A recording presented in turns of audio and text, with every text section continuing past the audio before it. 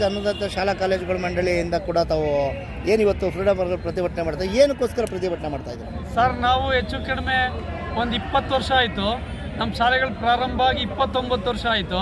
2008ರಲ್ಲಿ extension ಆಯಿತು. 93 ಇದ್ದದ್ದು 95 ತನಕ. 95 ತನಕ ಆದಂಥ ಕನ್ನಡ ಶಾಲೆಗೆ ಅನುದಾನ ಕೊಟ್ಟಂಥ ಸರ್ಕಾರಗಳು ಈವರೆಗೆ 14 ವರ್ಷ ಆಯಿತು. ಈಗ ನಮ್ಮ ಶಾಲೆಗಳು ಪ್ರಾರಂಭ ಆಗಿ 21 ವರ್ಷ ಆಗಿದ್ದಾವೆ. ಈವರೆಗೆ ಈ ಕನ್ನಡ ಶಾಲೆಗೆ ಅನುದಾನ ಕೊಡುವಂಥ ವಿಚಾರದಲ್ಲಿ ಬರೀ ಕತೆ ಹೇಳ್ತಾ ಹೋಗ್ತಾ ಇದ್ದೇವೆ ಹೊರತು ಬಂದಂಥ ಎನಿ ಸರ್ಕಾರ, ಕರ್ನಾಟಕ ಬಂದಂಥ ನಾವೆಲ್ಲ ಸರ್ಕಾರನೂ ನೋಡಾಗಿದೆ, ಎಲ್ಲ ಮುಖ್ಯಮಂತ್ರಿಗಳ ಜೊತೆ ನೋಡಾಗಿದ್ದಾವೆ. ಆದರೂ ಇದೊಂದು ಕೊನೆಯ ಅವಧಿ. ಈ ವರ್ಷ ಕನ್ನಡ ರಾಜ್ಯೋತ್ಸವ ಆಚರಣೆ ಮಾಡುವಾಗ ಮತ್ತು ಕನ್ನಡ ಸಾಹಿತ್ಯ ಸಮ್ಮೇಳನ ಆಚರಣೆ ಮಾಡುವಾಗ ಎಲ್ಲ ಕೋಟಿಗಟ್ಟಲೆ ಖರ್ಚು ಮಾಡ್ತಾರಲ್ಲ ಸರ್ಕಾರಗಳು. ಈ ಕೋಟಿಗಟ್ಟಲೆ ಸರ್ಕಾರ ಖರ್ಚು ಮಾಡಿ ಕನ್ನಡ ಶಾಲೆನ ಉಳಿಸ್ಲಿಕ್ಕಾಗೋದಿಲ್ಲ, ಕನ್ನಡ ಭಾಷೆನ ಉಳಿಸ್ಲಿಕ್ಕಾಗೋದಿಲ್ಲ. ಕನ್ನಡ ಭಾಷೆ ಉಳಿಬೇಕಾದ್ರೆ ಕನ್ನಡ ಶಾಲೆ ಉಳಿಬೇಕು.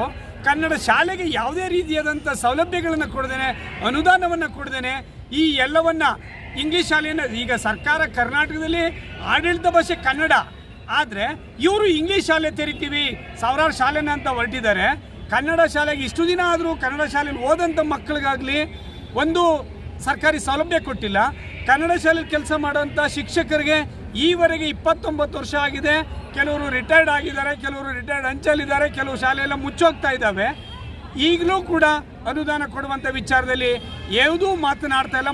ಮೊನ್ನೆ ಸರ್ಕಾರ ಮಂತ್ರಿಗಳು ಪುಟ್ಟಣ್ಣವರ ಪ್ರಶ್ನೆಗೆ ಉತ್ತರ ಕೊಡ್ತಾ ಇದ್ದಾರೆ, ಸರ್ಕಾರದ ಮುಂದೆ ಪ್ರಸ್ತಾವನೆ ಇಲ್ಲ ಅಂತ. ನೀವು ಸರ್ಕಾರದ ಮುಂದೆ ಪ್ರಸ್ತಾವನೆ ಇಲ್ಲ ಅನ್ನೋದಾದರೆ ನಾವು ಪ್ರಸ್ತಾವನೆ ಸಲ್ಲಿಸಬೇಕಾದವ್ರು ಯಾರು? ಮಂತ್ರಿಗಳು ಸರ್ಕಾರಕ್ಕೆ ಪ್ರಸ್ತಾವನೆ ಸಲ್ಲಿಸಬೇಕು. ನೀವೇ ಇಲ್ಲ ಅಂತ ಹೇಳ್ತೀರಲ್ಲ. ಆ ಕಡೆ ಮದರಸಕ್ಕೆ ನೀವು ಸಾವಿರಾರು ಕೋಟಿನ ಅನುದಾನ ಕೊಡ್ತೀರಿ, ಅಲ್ಲಿ ಒಂದೇ ಜನಾಂಗದ ಮಕ್ಕಳು ಇರುವಂತಹದ್ದು. ಆದರೆ ಈ ಕನ್ನಡ ಶಾಲೆಗಳಲ್ಲಿ, ಕನ್ನಡ ಮಾಧ್ಯಮ ಶಾಲೆಗಳಲ್ಲಿ ಇಡೀ ಕರ್ನಾಟಕದಲ್ಲಿರುವಂಥ ಎಲ್ಲ ಮಾಧ್ಯಮ ಮಕ್ಕಳು, ಎಲ್ಲ ಜನಾಂಗದ ಮಕ್ಕಳು ಓದ್ತಾ ಇದ್ದಾರೆ. ಈ ಮಕ್ಕಳಿಗೆ ಒಂದೇ ಒಂದು ಸೌಲಭ್ಯ ಕೊಡ್ತಾ ಇಲ್ಲ ನೀವು. ಈ ಶಾಲೆಯಲ್ಲಿ ಕೆಲಸ ಮಾಡೋಂಥ ಟೀಚರ್ಸ್ಗೆ ಒಂದು ಸೌಲಭ್ಯವನ್ನು ಕೊಟ್ಟು, ಅವ್ರಿಗೆ ಸಂಬಳವನ್ನು ಕೊಟ್ಟು ಕನ್ನಡ ಶಾಲೆಯನ್ನು ಉಳಿಸುವಂಥ ಕೆಲಸ ಮಾಡ್ತಾ ಇಲ್ಲ. ಯಾಕೆ ಸರ್? ತಾವೇ ಕನ್ನಡ ಕಡ್ಡಾಯ ಅಲ್ಲ, ಕೇವಲ ಇನ್ನು 5 ವರ್ಷ ಕಾಯ್ತಾ ಇರಿ. ಕರ್ನಾಟಕದಲ್ಲಿ ಕನ್ನಡ ಎಲ್ಲಿದೆ ಅಂತ ಹುಡುಕ್ಬೇಕಾಗ್ತದೆ. ಕರ್ನಾಟಕದಲ್ಲಿ ಕನ್ನಡ ಶಾಲೆ ಎಲ್ಲಿದ್ದಾವೆ ಅನ್ನೋದು ಹುಡುಕ್ಬೇಕಾಗ್ತದೆ. ಯಾಕೆ ಅಂದರೆ ಈಗಾಗಲೇ ಸರ್ಕಾರಿ ಶಾಲೆಗಳಲ್ಲಿ ಮಕ್ಕಳಿಲ್ಲ. ಯಾಕೆ ಮಕ್ಕಳಿಲ್ಲ ಅಂದರೆ ಇದೇ ಸರ್ಕಾರಗಳು ವಸತಿ ಶಾಲೆನ ತೆರೀತಾ ಇದ್ದಾವೆ. ವಸತಿ ಶಾಲೆ ಯಾವುದು? English medium. ಇಂಗ್ಲೀಷ್ ಮೀಡಿಯಂ ಅಲ್ಲೇ ಸರ್ಕಾರವೇ ಇಂಗ್ಲೀಷ್ ಮೀಡಿಯಂ ತೆಗೆದ್ಮೇಲೆ ಇನ್ನು ಕರ್ನಾಟಕದಲ್ಲಿ ಕನ್ನಡ ಎಲ್ಲಿ ಉಳಿಕ್ಕೆ ಸಾಧ್ಯ? ಇವ್ರು ಏನಿದ್ರು ಇವ್ರಿಗೆ ಎಲ್ಲೆಲ್ಲಿ ಕಮಿಷನ್ ಬರ್ತದೆ ಅಂಥದ್ದನ್ನು ಮಾತ್ರ ಮಾಡ್ಲಿಕ್ಕೆ ಹೊಡ್ತಿದ್ದಾರೆ.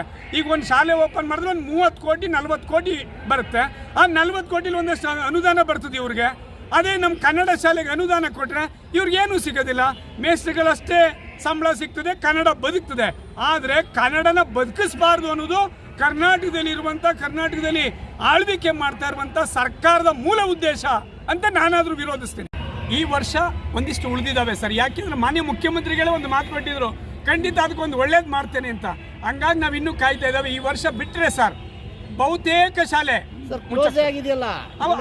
ಮುಚ್ತಾ ಇದ್ದಾವೆ. ಇವು ಇರೋದ್ರಲ್ಲೂ ಮುಚ್ಚಿಬಿಡ್ತಿದ್ದಾವೆ. ಕರ್ನಾಟಕ ಕನ್ನಡ ಇರೋದಿಲ್ಲ ಅನ್ನೋದಕ್ಕೆ ನಾ ಹೇಳ್ತಿದ್ದೇನಲ್ಲ. ಇನ್ನು ನೆಕ್ಸ್ಟ್ ಇನ್ನೆಲ್ಲ ಇಂಗ್ಲಿಷ್ ಮಯ, ಇಲ್ಲ ಬೇರೆ ಬೇರೆ ಭಾಷೆ. ಈಗ ಮಹಾರಾಷ್ಟ್ರದಲ್ಲಿ ನೋಡಿ, ಈಗ ಅವ್ರಿಗೆ 3 ವರ್ಷ ಆದ ತಕ್ಷಣನೇ ಒಂದಷ್ಟು ಕೊಡ್ತಾರೆ. ನೆಕ್ಸ್ಟ್ 5 ವರ್ಷ ಆದ ತಕ್ಷಣ, ನೆಕ್ಸ್ಟ್ 7 ವರ್ಷ ಸಂಪೂರ್ಣ ಅನುದಾನವನ್ನು ವಿಸ್ತರಣೆ ಮಾಡ್ತಾರೆ. ಆದರೆ ಇವತ್ತು ಯಾಕೆ ಎಲ್ಲ ಬೇರೆ ಅನ್ಯ ಭಾಷೆಗಳಿಗೆ ಹೋಗ್ತಾರೆ ಅಂದರೆ ಇದೇ ವ್ಯವಸ್ಥೆ. ನಮ್ಮಲ್ಲಿ ಕನ್ನಡ ಅಂತ ಹೆಸರಿಗೆ ಅಷ್ಟೇ ಹೇಳ್ಕೊಂತಾರೆ, ಟವಲ್ ಹಾಕಂತಾರೆ, ಆದರೆ ಯಾವುದೇ ರೀತಿಯಾದಂಥ ಸೌಲಭ್ಯನ ಕೊಡಲಿಕ್ಕೆ ತಯಾರಿ ಇರೋದಿಲ್ಲ.